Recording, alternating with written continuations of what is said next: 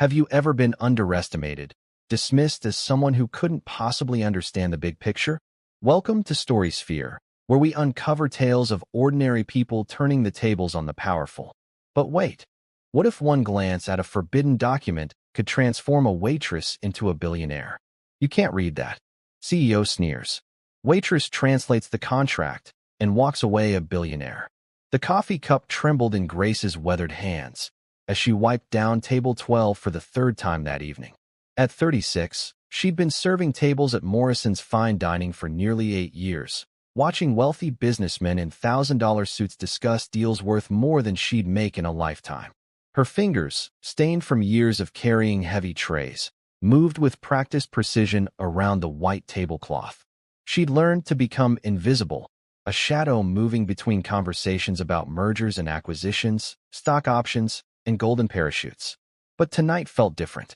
Tonight, Charles Whitman, the most feared CEO in the city, sat alone at her station, spreading documents across the mahogany table like he owned the place. His silver hair gleamed under the chandelier light as he spoke loudly into his phone, dismissing anyone who questioned his judgment. Grace had no idea that in 20 minutes, this arrogant man would change her life forever, though not in the way either of them expected. "Where are you watching from tonight?" Grace approached Whitman's table with her usual quiet confidence, notepad ready. The dining room buzzed with the gentle clatter of expensive silverware and hushed conversations, but something about this man's presence made the air feel heavier. She'd served him twice before. He never looked at her directly, treating wait staff like furniture that happened to bring food. "Another scotch, neat," he barked without glancing up from his papers. "And clear these documents to that chair. I need space."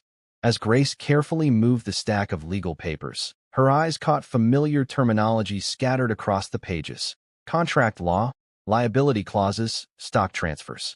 Her heart skipped, but she kept her expression neutral.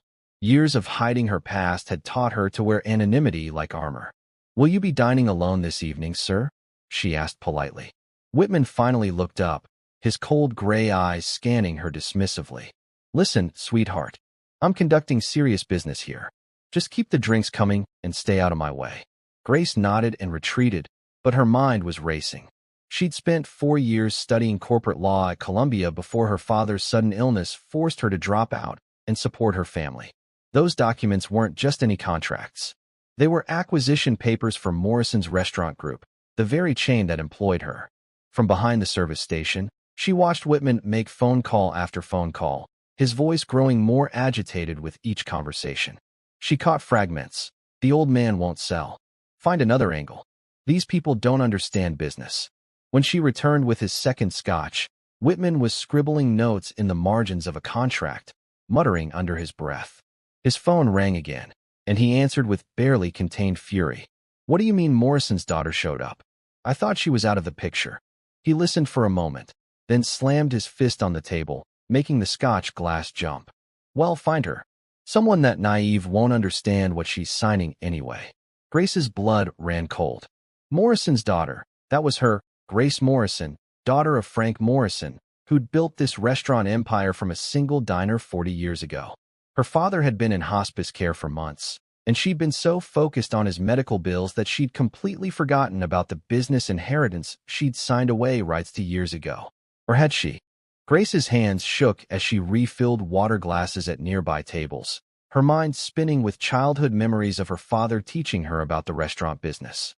Frank Morrison had always said the empire would be hers someday, but when she'd left law school to care for him, they'd both assumed his business partner would handle everything. She'd signed papers back then, but what exactly had she agreed to? Whitman's voice cut through her thoughts as he spoke into his phone again. "The acquisition's almost complete. Frank Morrison's been incapacitated for months, and his power of attorney thinks these are standard medical expense authorizations." He laughed cruelly. "By tomorrow, I'll own every Morrison's location on the East Coast." The water pitcher nearly slipped from Grace's grip. Her father's business partner, Mr. Henderson, had been bringing her papers to sign for months, documents he'd claimed were necessary for covering her father's medical bills. She'd trusted him completely, never questioning the legal language she'd once understood perfectly. She approached Whitman's table with forced composure, refilling his scotch glass while straining to read the documents spread before him. Her law school training kicked in automatically, parsing through the dense legal terminology. This wasn't just an acquisition. It was a hostile takeover disguised as medical debt relief. "Excuse me," she said quietly.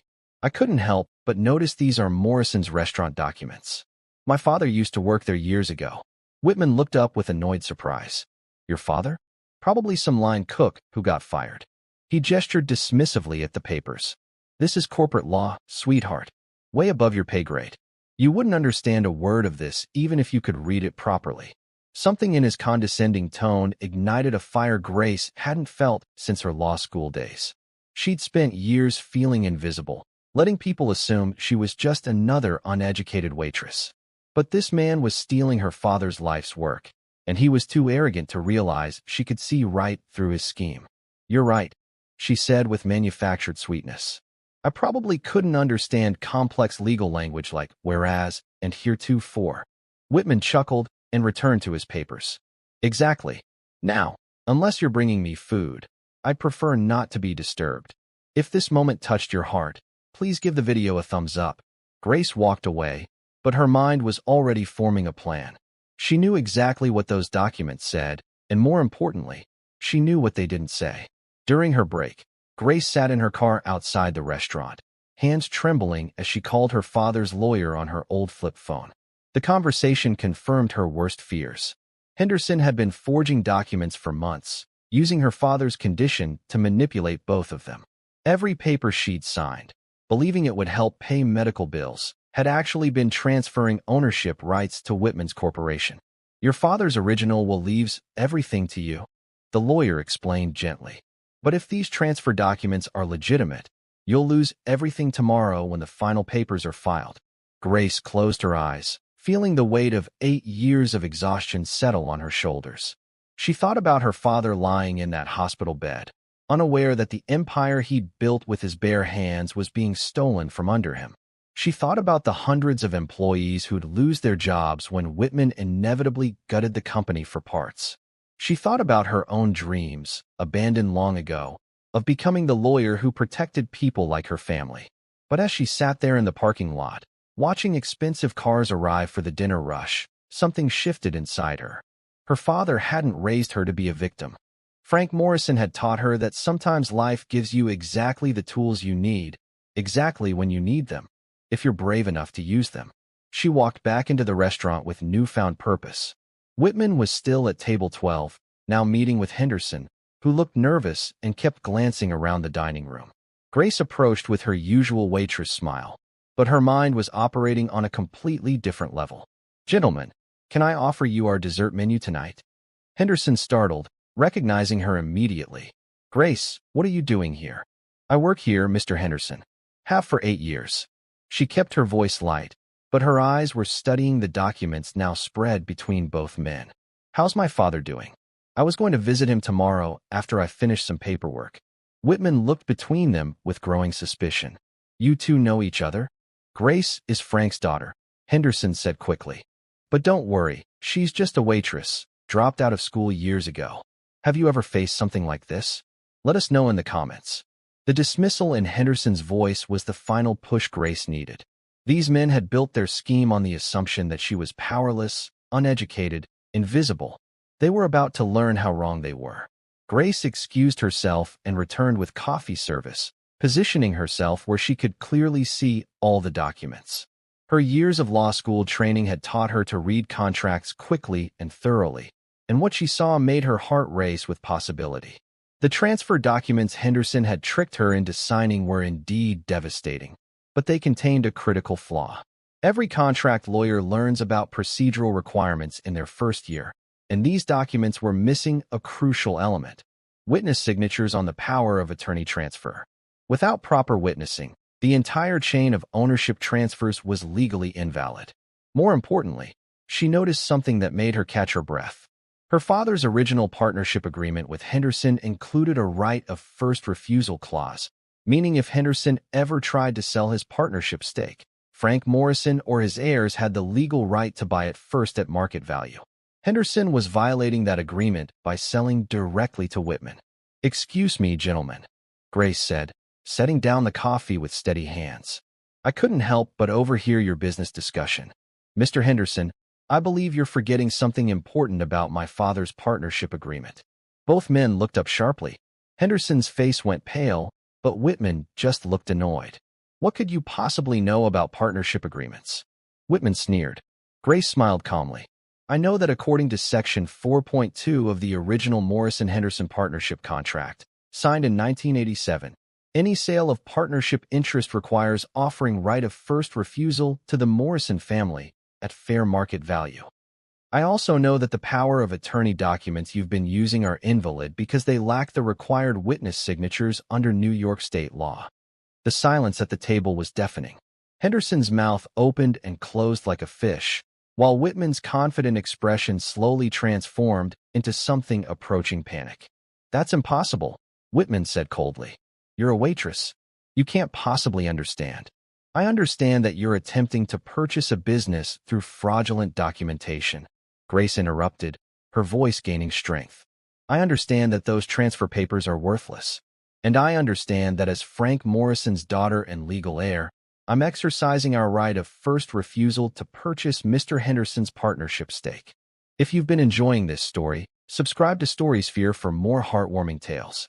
The documents scattered as Whitman stood abruptly, his face red with rage and disbelief. But Grace wasn't finished yet. What happened next would forever change not just Grace's life, but her understanding of her own strength. Henderson, faced with exposure of his fraudulent scheme, broke down completely and confessed everything to avoid criminal charges. The fair market value of his partnership stake, when calculated honestly, was far more than Grace could ever afford on a waitress's salary, but it was also far less than Whitman had been willing to pay for the stolen empire. The resolution came through her father's lawyer, who revealed that Frank Morrison had always planned for this possibility.